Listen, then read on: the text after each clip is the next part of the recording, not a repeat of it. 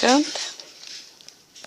Agora jacaré tá na lagoa, com preguiça de acordar, desista seu jacaré, que a lagoa de São Paulo, sim, não, pegou fogo, papel, agora jacaré, O que você tá fazendo? Eu tô cantando música de jacaré. E você tá botando isso aí pra quem?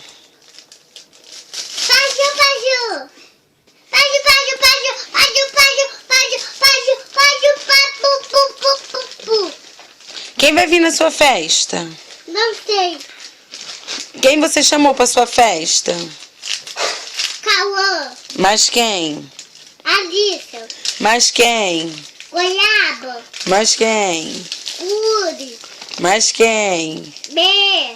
Mas quem? C. Mas quem? Mas quem? Mãe, eu já acabei. Vovó vai? Vai. Dindo vai? Vai. Não, Dindo não vai não. Por quê? Que Dindo é feio.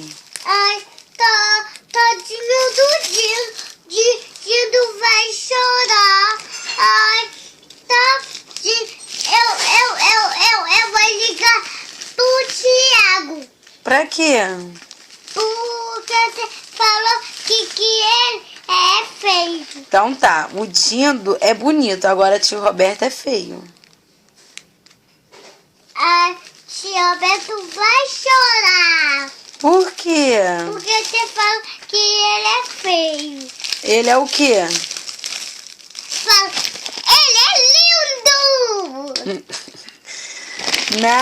Não, tio Roberto é horroroso. Horroroso? É, não é? Não, lindo. Você que é feio. Eu? Você é horroroso e você fala que o Tio Roberto é horroroso e feio. Ah, não. Então tá. Então o tio Roberto é bonito, mas a vovó é horrorosa. Que foi? Que foi? Que cara é essa? Fala.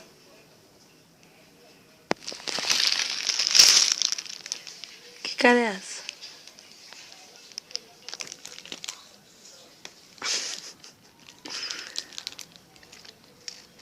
Já sei, é todo mundo feio. Dindo, tio Roberto e vovó. Todo mundo feio.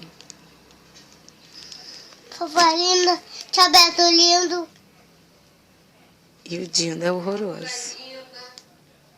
O quê? E o Dindo é horroroso. Ai. Então dá um recado pro tio Roberto, pro Dindo e pra vovó. Pra você, né? Que você falou que o Tio Roberto é roloso.